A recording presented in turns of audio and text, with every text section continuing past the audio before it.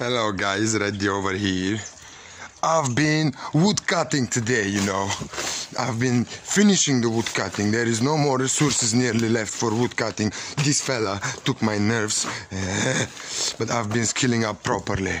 It's nearly all cleaned out. Why am I doing this? Well, because currently it's part of my job and responsibilities. And yeah, and basically once I finish this day, I will not feel like going and closing myself into the room to game. No matter how bad I want it, I will feel that I want to run around the city and climb some hills and stuff and maybe drink some stuff, and as soon as my life gets more arranged and these small basic things are out of the way, like wood cutting, and this is the last stuff, there is no more shit, I should be little by little getting back on my schedule. I got no idea if I'm gonna upload this, but yeah, I just feel so bad for not doing what I like and love so much. So here I am doing something.